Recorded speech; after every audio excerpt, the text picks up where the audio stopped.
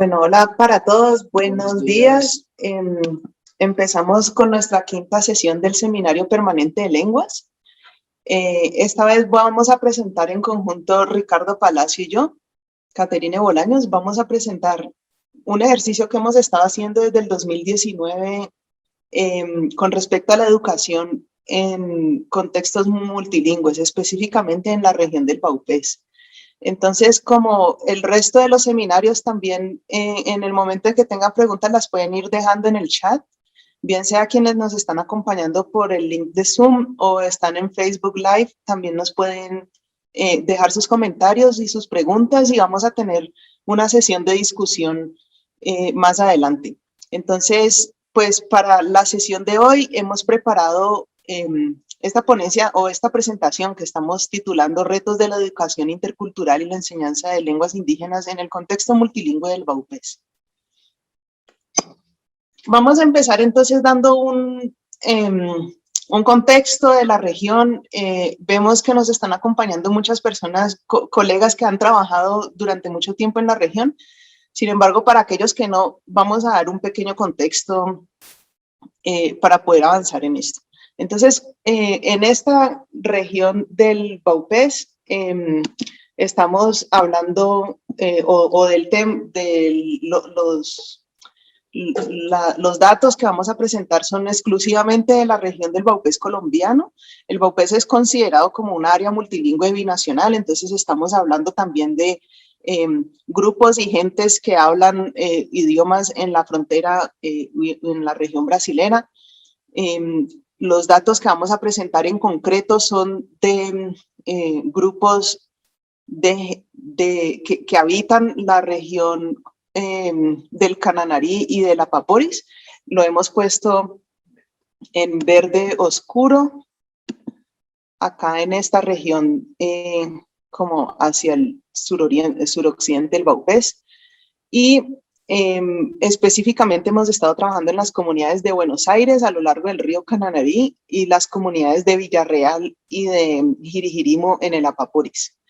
También empezamos un esfuerzo para trabajar en conjunto con profesores de la escuela local de Huacará, un poblado cacua.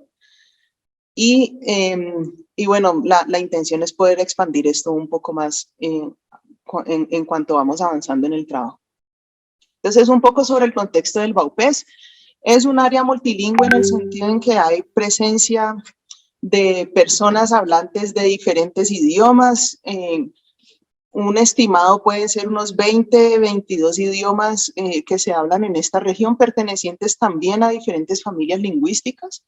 La familia con mayor número de hablantes sería de la familia tucano, exclusivamente esta rama que se le llama la rama tucano oriental, y que tendría unos 16, 17 idiomas distintos, y hablantes también de cacua que pertenecen a la familia cacua-nucac, hablantes de Hup y de Yuhup, pertenecientes a la familia Naduhup, y hablantes de Cabillarí, perteneciente a la familia lingüística arawak.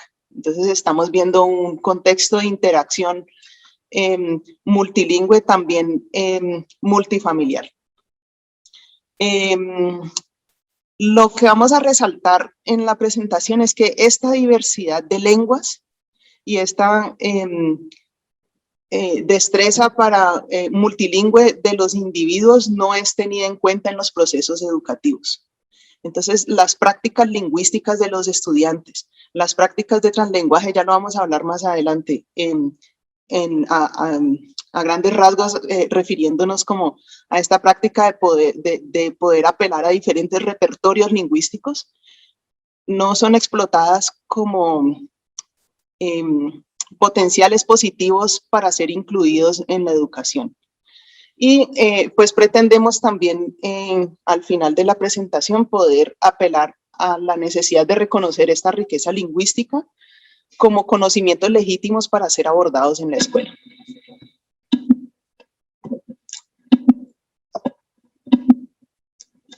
¿Quiere avanzar? Ya. Bien, entonces sobre el área del Baupés, decíamos, un área social multilingüe de pequeña escala, unos 24 idiomas, 4 familias lingüísticas distintas, además del español.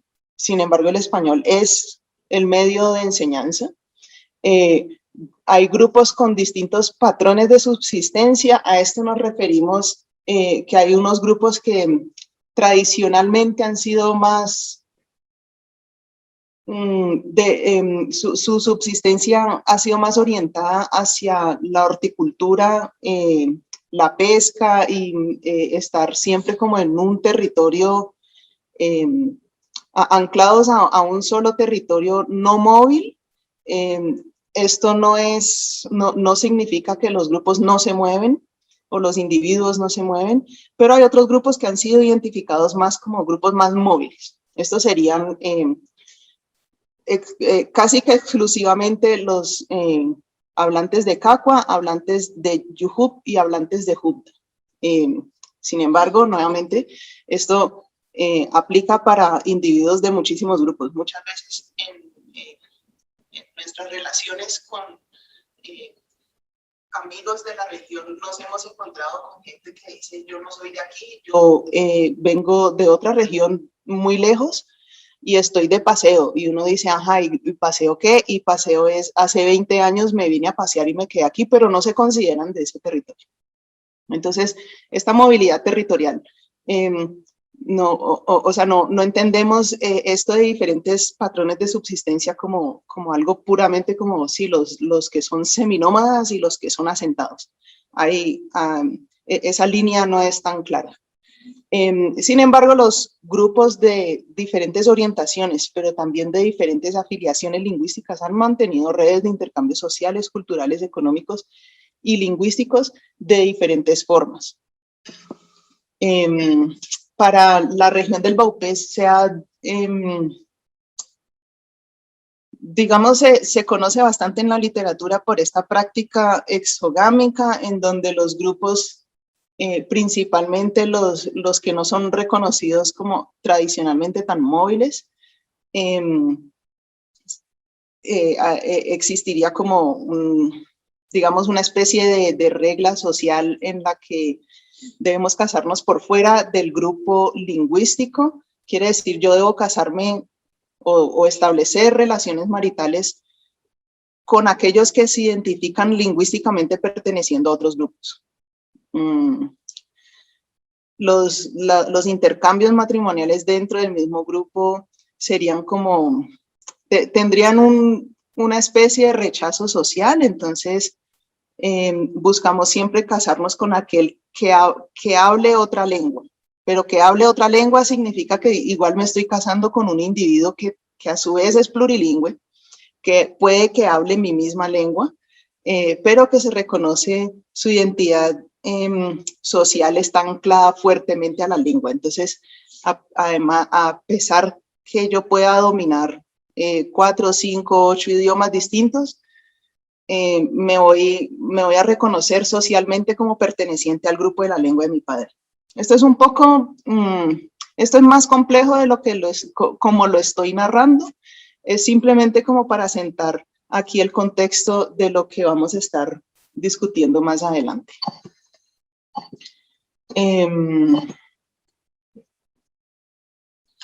Bueno, y entonces queremos señalar también un poco hacer referencia al proceso de pérdida de la diversidad lingüística y cultural en esta región específicamente,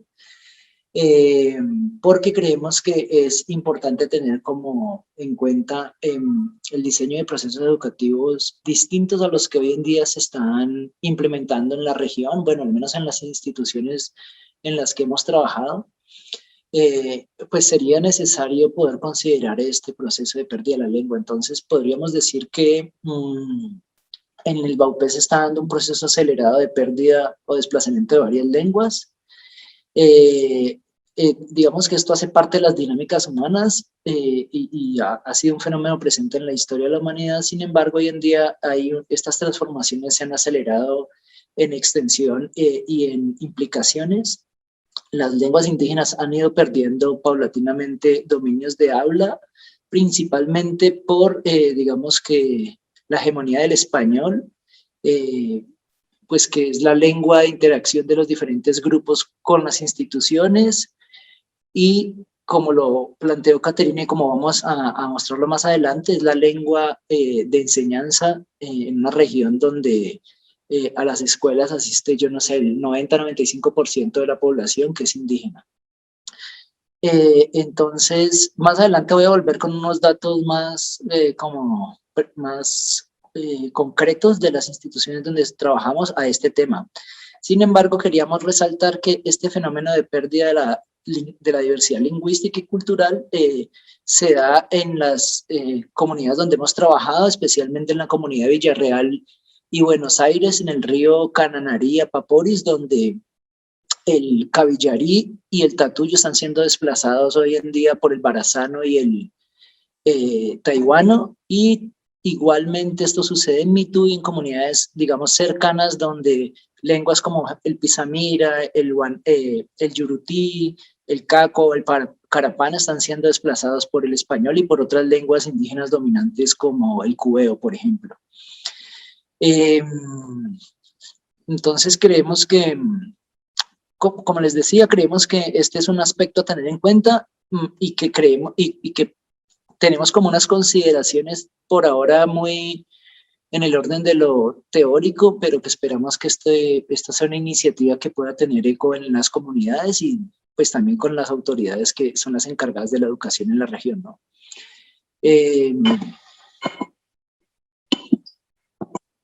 Entonces, voy a hablarles un poco con base en un trabajo que hicimos entre el año 2019 y 2021 durante diferentes periodos de trabajo de campo en 3 instituciones educativas del Baupés. También estuvimos en el mes de mayo y junio de este año, pues que se pudo viajar porque se abrieron un poco las restricciones de la pandemia, haciendo contactos con las directivas del colegio de la comunidad de Guacara, pero pues estaban en paro además. Y es para ilustrar un poco cuál es el modelo de enseñanza monolingüe que se impone hoy en día a la población indígena del Baupés, ¿no?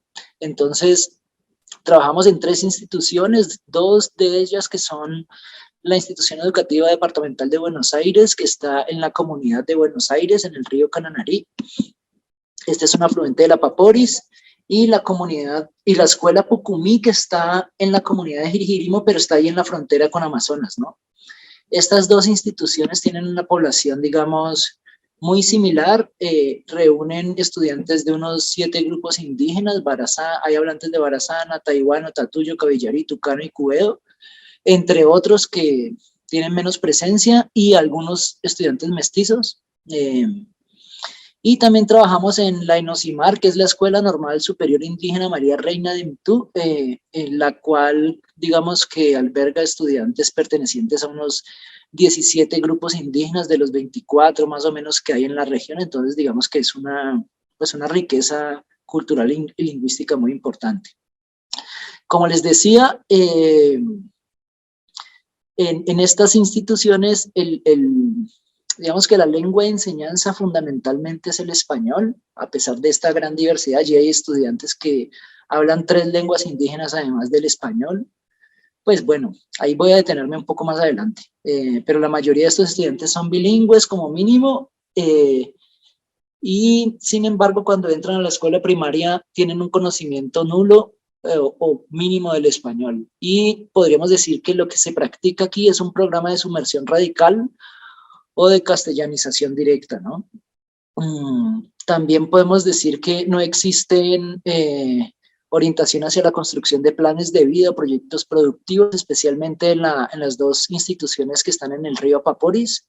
En la Normal Superior de Mitú, el rector, digamos que es un rector indígena, un señor muy abierto y muy preocupado por estos temas. Ha tratado de incluir a través de los planes de aula algunas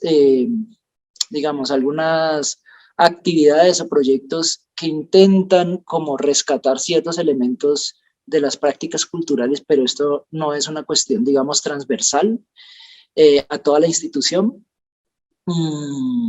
Y podríamos también decir que Una cuestión así bastante preocupante es que se sigue adoctrinando especialmente en las instituciones de la Paporis a los estudiantes en el catolicismo, no solo desde la asignatura de religión, sino de manera transversal. Enseguida vamos a leer en la próxima imagen una cita de un compañero Cavillarí con el que hemos trabajado en los últimos años. Él se llama Leonel, Leonel Cavillarí Castillo, él fue docente de la escuela Pucumí durante 2 años, fue como el encargado de la escuela, que es una escuela primaria, y él fue estudiante también de la Institución Educativa Departamental de Buenos Aires. Entonces dice Leonel, pues, porque creo que es más diciente poderlo leer, ¿no? Dice, yo empecé a ir a la escuela como a los 8 años. En comparación con la actualidad de la educación, eso era una cosa muy brutal. Teníamos que entrar al salón y todo el tiempo nos enseñaban en español y escribían en español y todo. Para mí fue muy difícil aprender el español. Cuando llegué al internado de Buenos Aires, yo era muy tímido porque no hablaba ni entendía lo que me decían, porque los profesores solo hablaban en español, no hablaban ninguno de los idiomas de allí.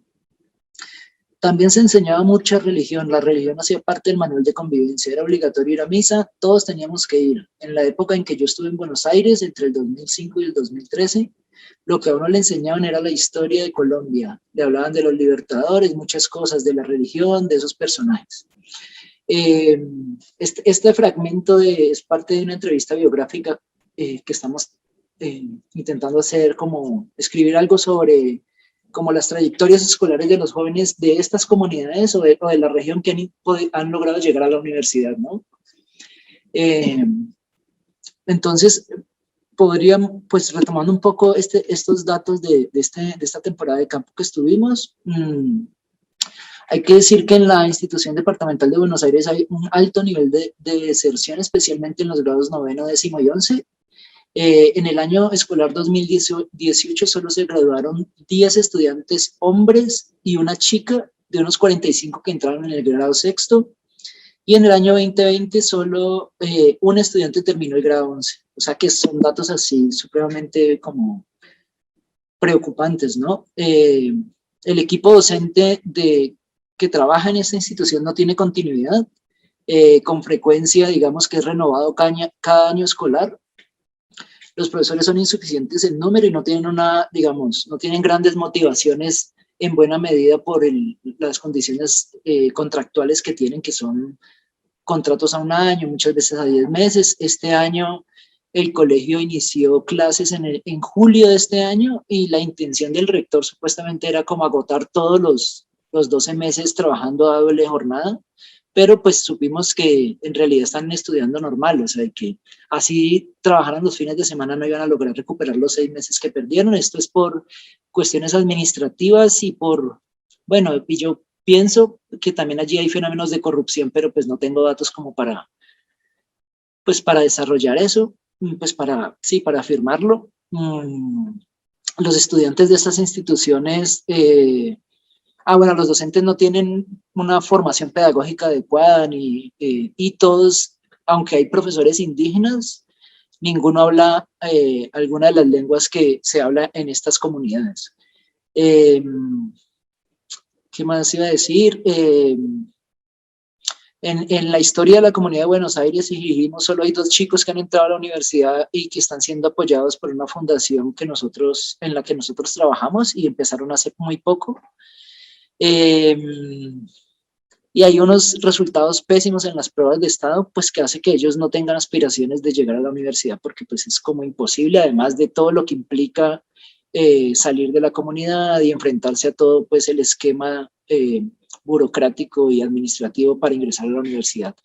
En la Escuela Normal Superior de Mitú, la mayoría de los niños de los primeros grados de primaria son monolingües en español. Es uno de los fenómenos como más preocupantes que ve el rector, porque los padres de estos niños ya les están hablando solo en español.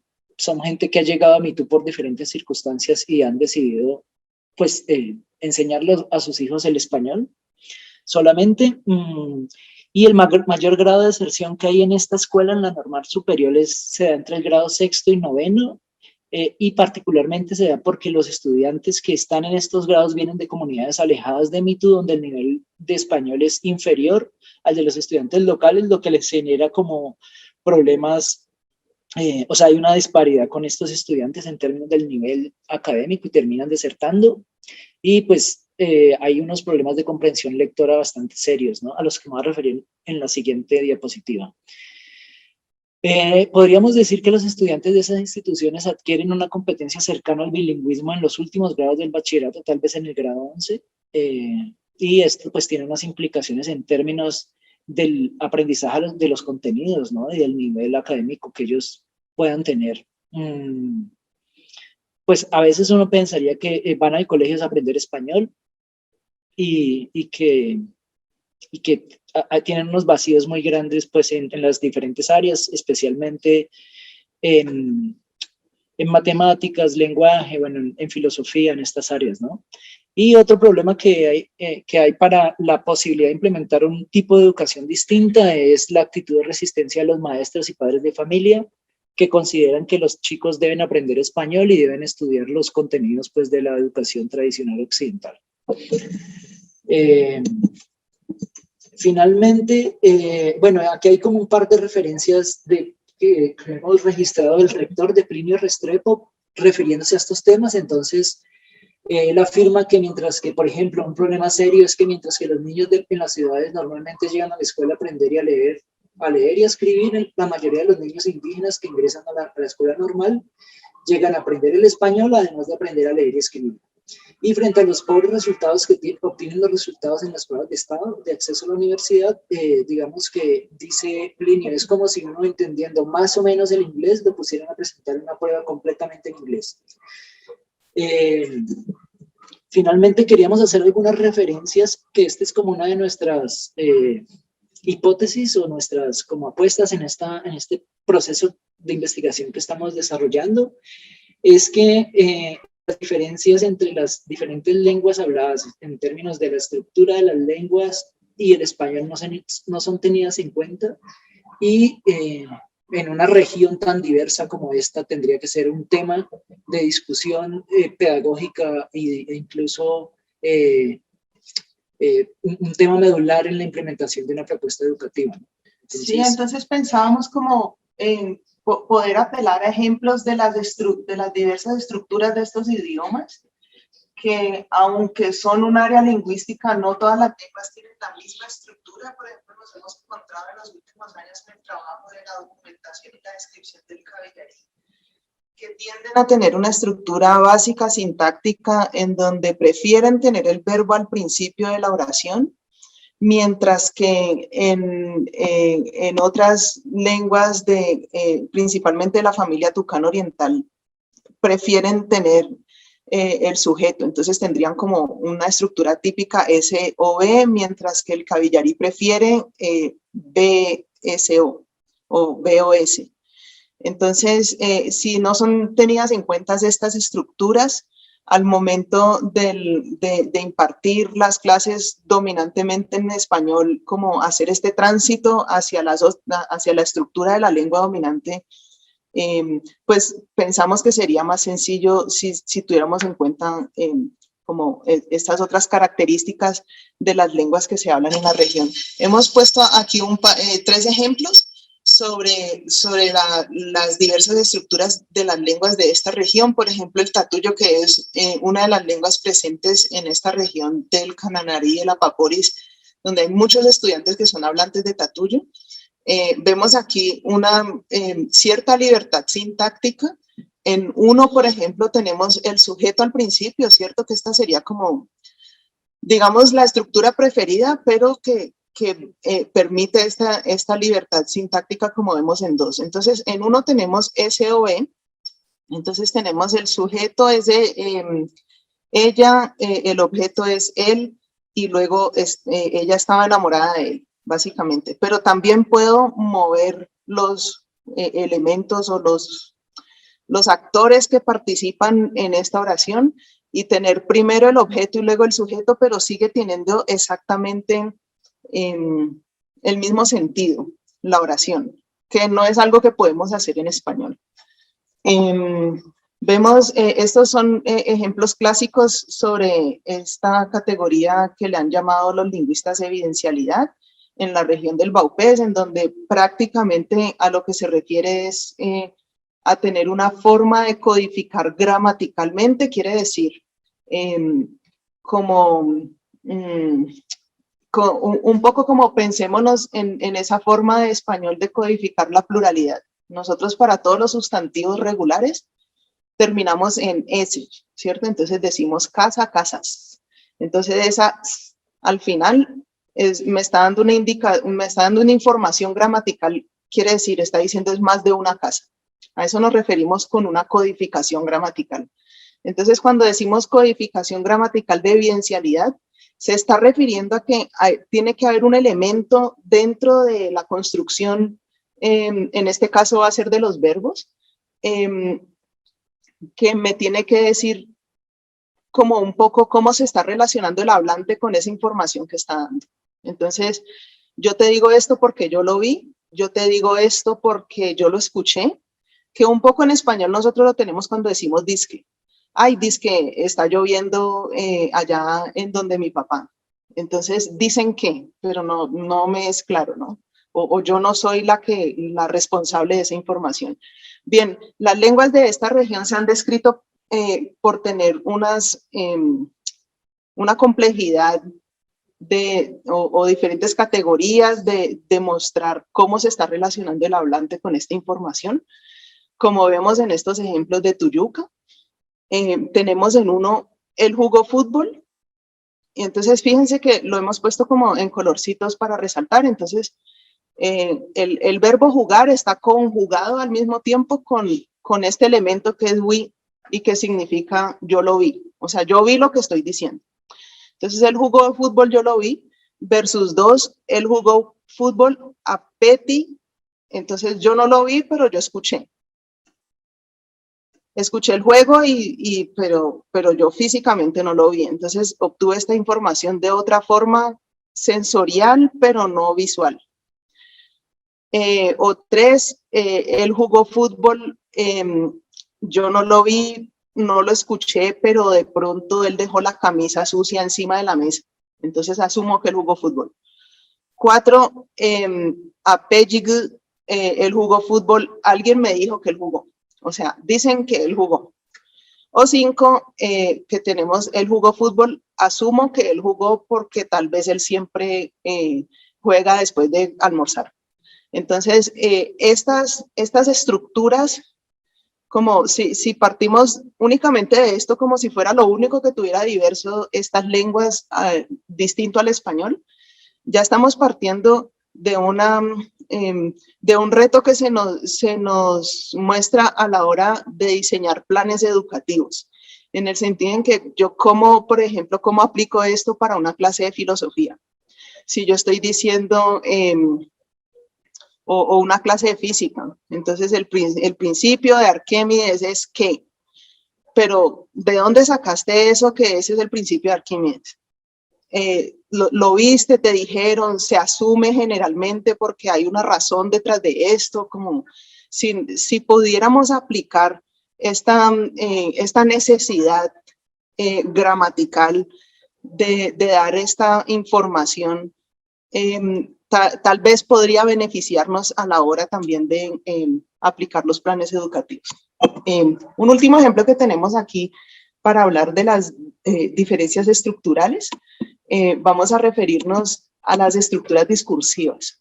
Entonces,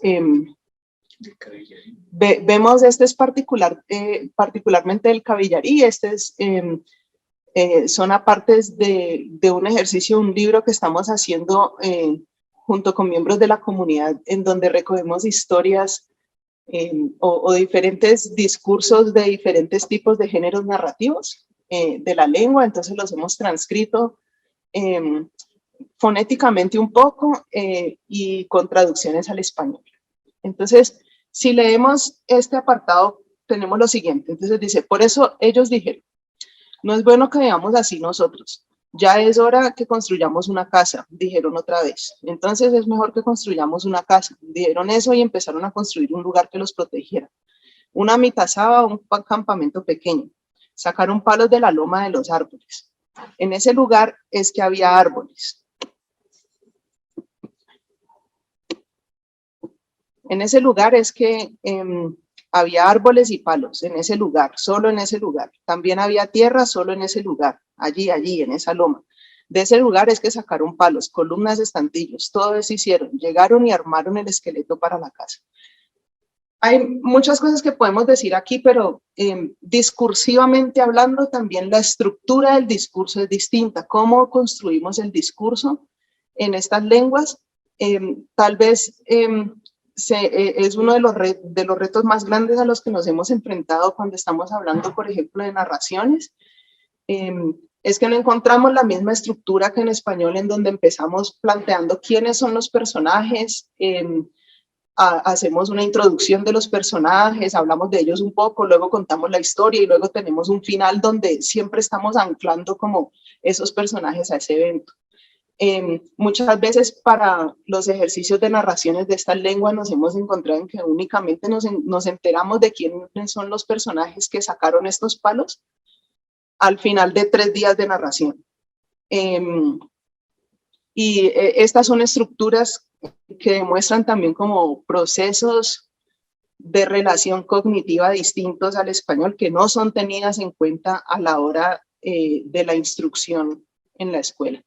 Y al no ser tenidas en cuenta a la hora de la instrucción de la escuela, nos está poniendo barreras a los estudiantes de formas un poco más ajustadas a la forma de narrar conocimiento, que sería el caso particular de esto.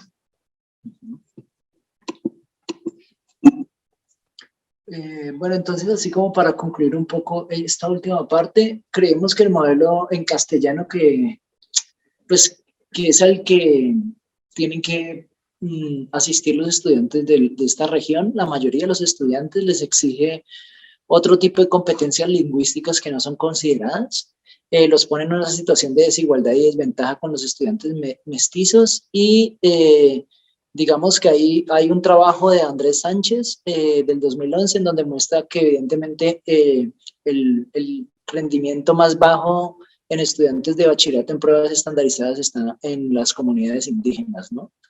Y en buena medida creemos que es por esto y vamos a, pues, como a profundizar un poquito en esto a continuación. Entonces, unas consideraciones importantes a partir de lo que hemos dicho sobre los procesos educativos en este tipo de contextos. De entrada sería capitalizar la riqueza lingüística, digamos. Esto quiere decir el uso de más de un idioma por parte de los estudiantes en el aula. En el último trabajo de campo pudimos registrar a partir de conversaciones informales, algunas prácticas que se podrían definir como de translenguaje. Además, hay unos trabajos muy recientes como los de Chris Stenzel y Nick Williams, en donde han empezado a mostrar que a pesar de que la literatura clásica del Baupés plantea una cierta lealtad hacia la lengua paterna, estas prácticas existen, más de lo que la literatura dice.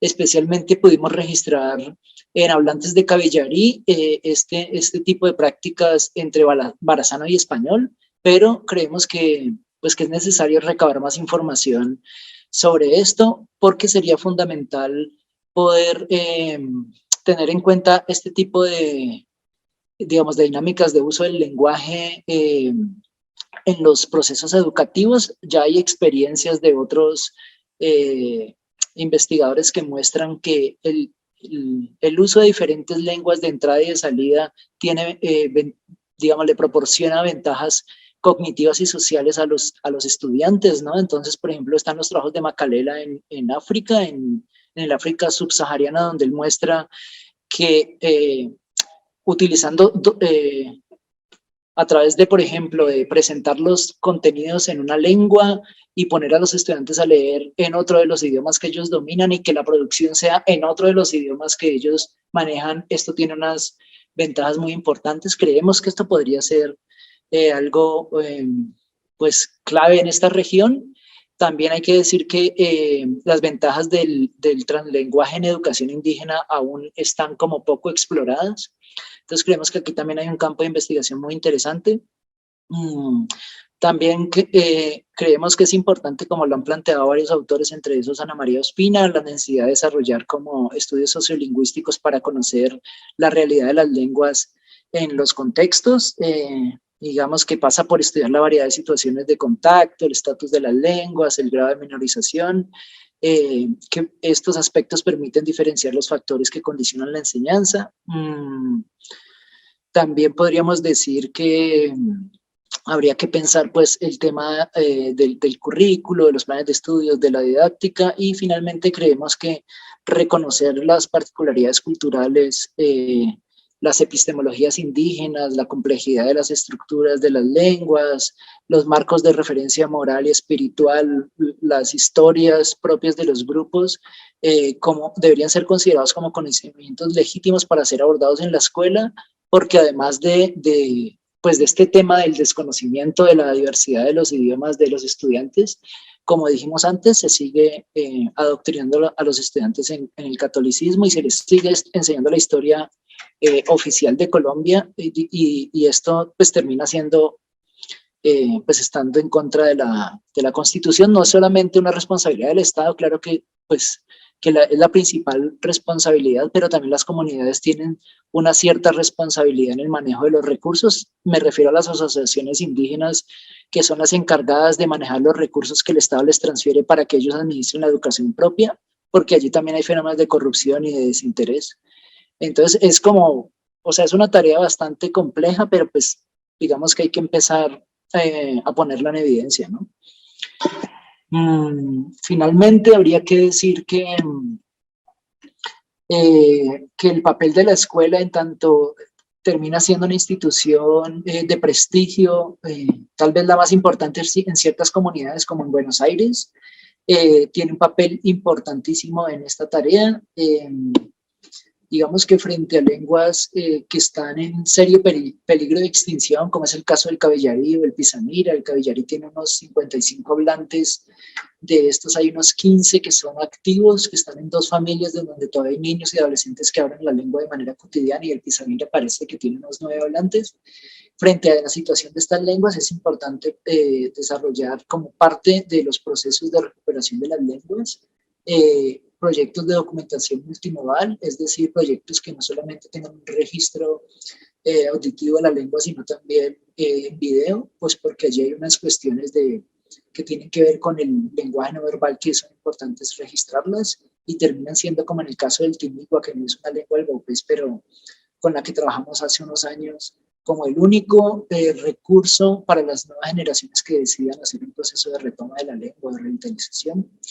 También creemos que es importante la creación de acervos digitales, pues esto tiene también una cantidad de complejidades, como proporcionar el acceso de Internet a las comunidades para que las personas puedan participar en estos procesos.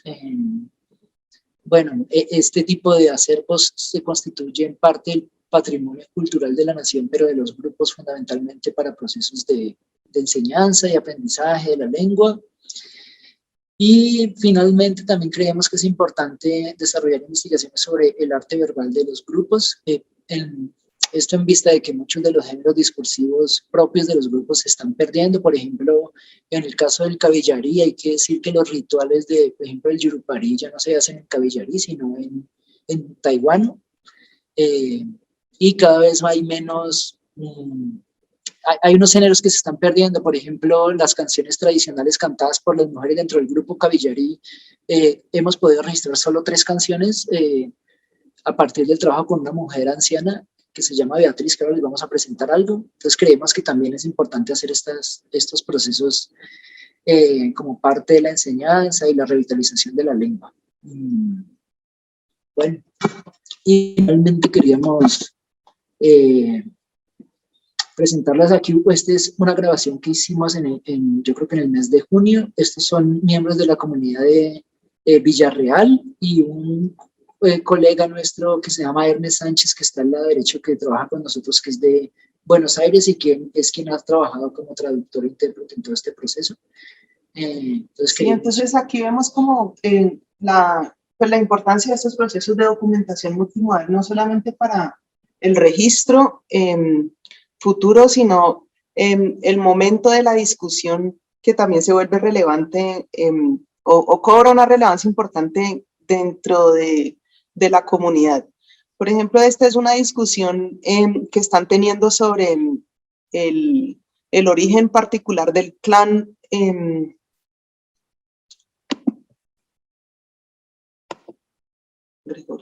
sí. del clan de Gregorio. Este sería, Gregorio es el de la izquierda, son sus hijos, Alejandro y Belisario. Y alrededor de esta discusión sobre el origen del clan, que tradicionalmente es como, esto lo tienen que saber, son los hombres y lo cuentan los hombres, a esta reunión participaron voluntariamente o como digamos espontáneamente, pero también poco tradicionalmente, algunas mujeres que también daban su opinión desde atrás. Y esto pues se constituye también en un proceso que a nosotros nos parece particularmente interesante, en tanto que no se genera una discusión dentro del mismo grupo y se empiezan como a transgredir otras prácticas como tradicionales. En más que me con cae na son na con ne ka te Phải nên mà cái mà khi nó đấy khai học rồi này nên việc quan nào con nên như vậy ha nhưng mà cái đi về mình thực tế là và này khai ha và này về mà cái này khai nên ha mà cái tiết thì cần anh nhà picata mà sẽ cái này ya que bueno más eso no man ya pena me que no me no ahora no mere no ahora no mere no que no no era no ya en estar en Bien, otro ejemplo de esto que tenemos es el ejercicio que hemos estado haciendo junto con Hermes Sánchez en la traducción e interpretación para una recopilación de narraciones en Cabillarí. Este es como el contenido principal del libro, que son narraciones, como habíamos mencionado anteriormente, en donde vemos la transcripción. Aquí todavía no se ha desarrollado una ortografía práctica, estas son discusiones pendientes del grupo mismo, del proceso de la ortografía. Sin embargo, hemos propuesto por ahora recopilar en traducción, transcripción usando el alfabeto fonético internacional y con algunos ajustes al español sin que transgreda mucho la forma del discurso.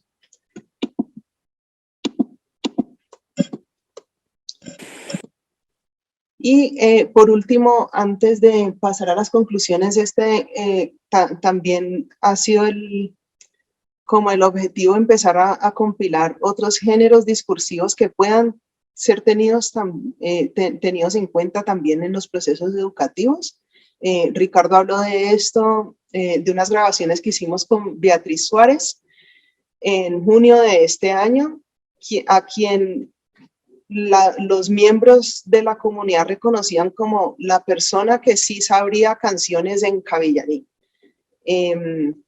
Y entonces en el ejercicio de de recopilar diferentes géneros discursivos de diferentes formas narrativas, estábamos documentando canciones, y entre esto pues era un poco chocante encontrarnos que aunque ella era la última que reconocían todos en saber canciones en cabillarí, ella solo recordaba 3 canciones.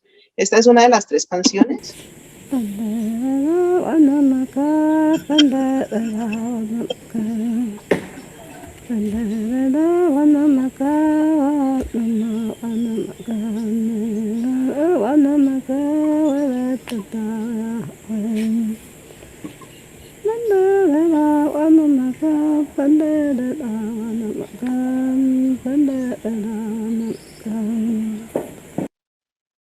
Estas canciones han sido también traducidas o transcritas en notación musical.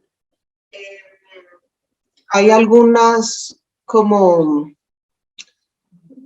anotaciones interesantes que nos hemos encontrado, y es que son además representan una riqueza musical de la que no se ha dado cuenta todavía en la teoría musical de la diversidad musical en Colombia.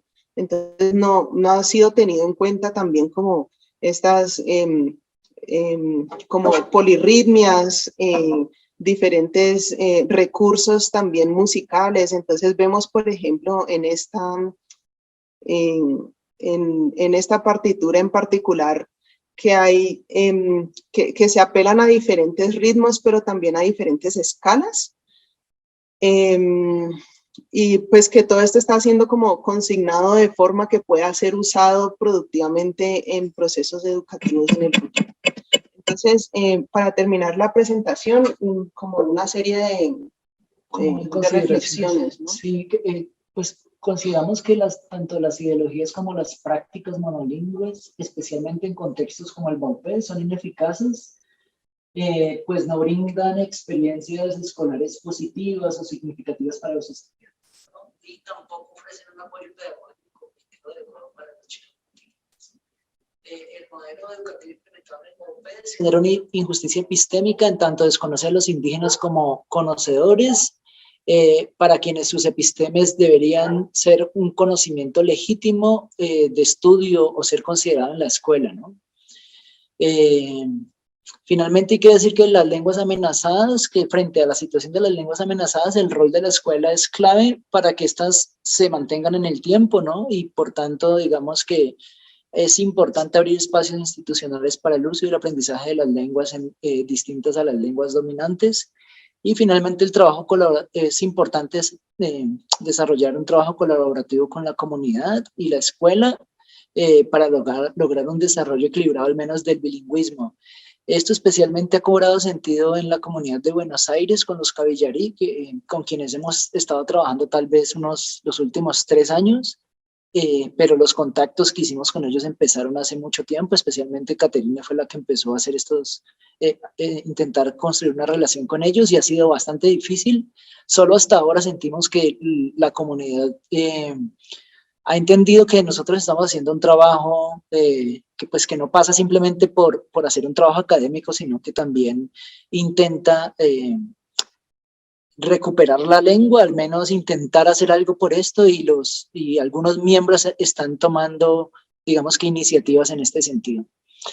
Pues yo creo que eso era lo que teníamos para contarles. Como les dijimos al principio, es un trabajo que está en proceso, no es un trabajo terminado. Entonces, pues hay muchas cosas por considerar y por discutir y por replantear. Entonces, pues las preguntas de todos y todas serán bienvenidas.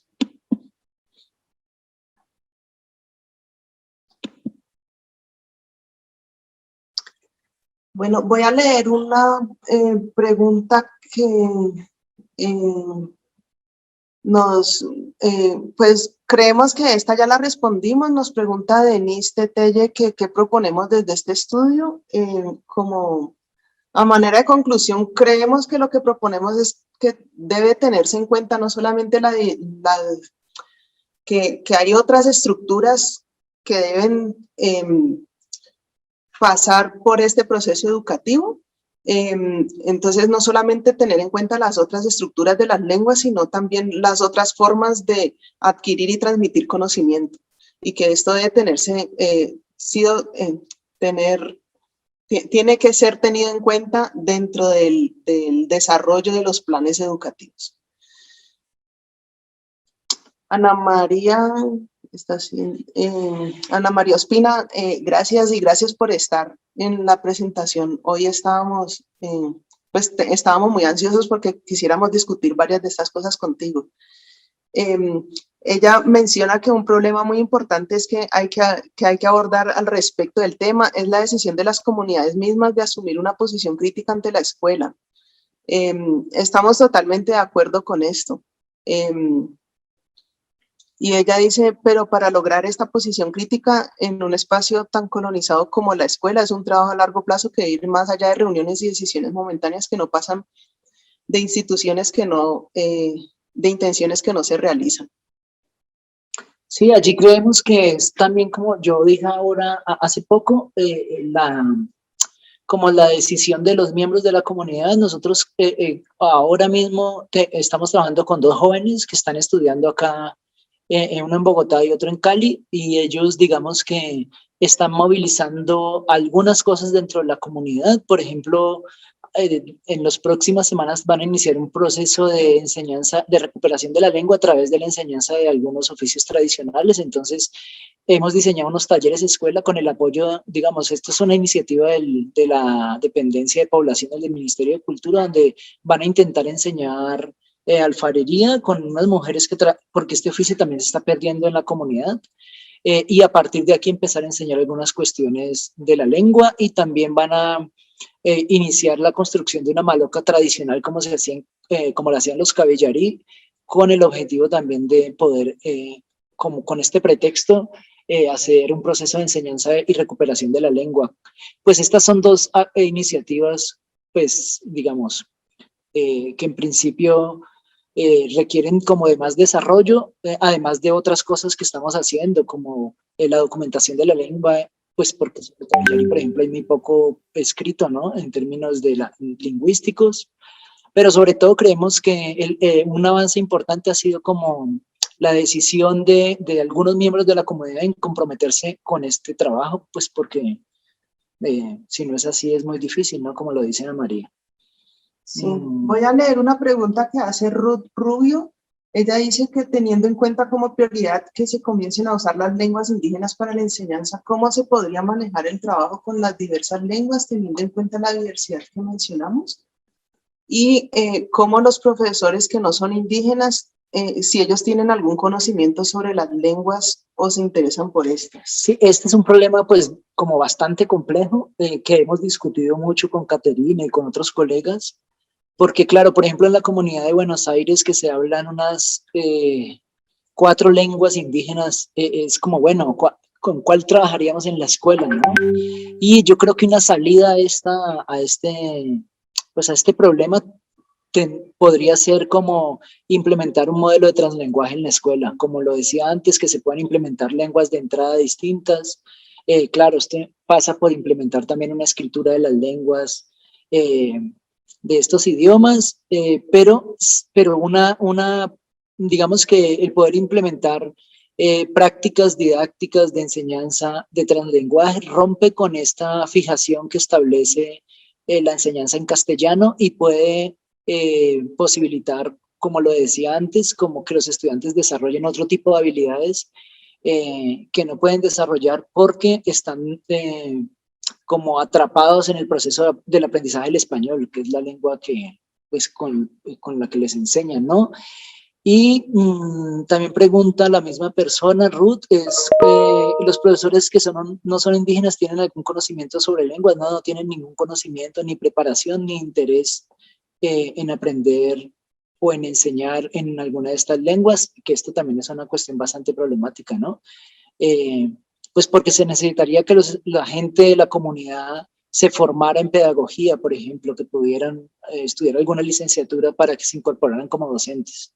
Ahora los 2 chicos que están trabajando, pues están estudiando cada uno una licenciatura, ¿no?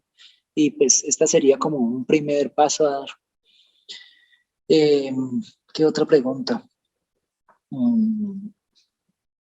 Bueno, acá ya es más que preguntas, unos comentarios. Por aquí había una pregunta al inicio, no sé si voy a poder responder, Caterina, que era como más arriba. No. ¿Esta? No.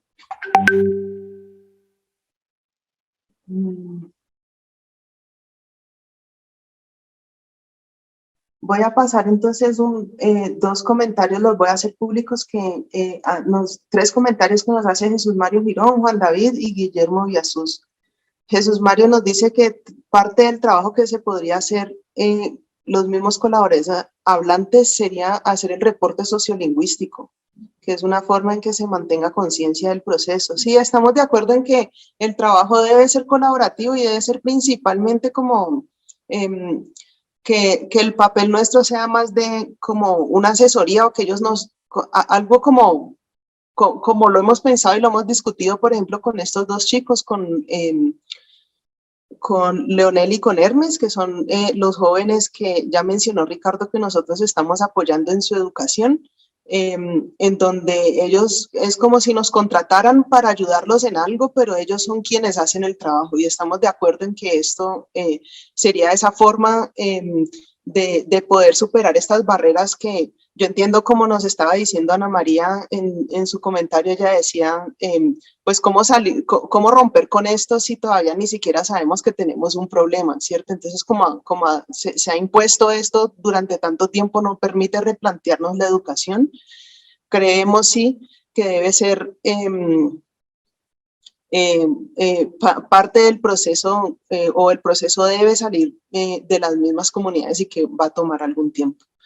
Juan David Páramo nos dice que él trabaja como psiquiatra en el departamento del Baupés, que hay algunos estudios sobre la asociación de la pérdida de referentes lingüísticos y la conducta suicida en los pueblos indígenas.